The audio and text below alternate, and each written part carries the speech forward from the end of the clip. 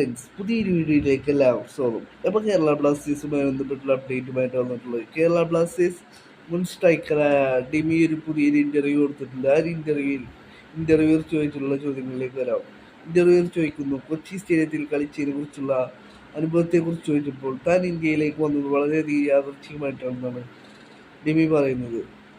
പക്ഷേ തന്നെ കൊച്ചി സ്റ്റേഡിയത്തിലെ അറ്റ്മോസ്ഫിയർ തന്നെ വളരെയധികം അതിശയിപ്പിച്ചു എന്നാണ് ഡിമി പറയുന്നത്.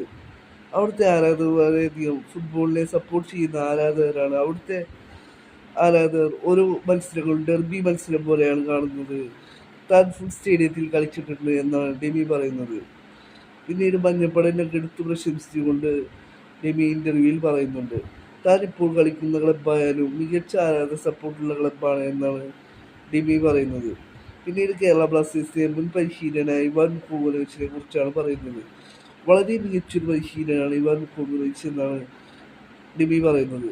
ഡിമി പറയുന്നു, താൻ ഗോളടിക്കാൻ ബുദ്ധിമുട്ടുമ്പോൾ തനിക്ക് പൂർണ്ണ പ്രചോദനമായിട്ട് ഇവാൻ കോവലോവിച്ച് തൻ്റെ അടുത്ത് വരാറുണ്ട്.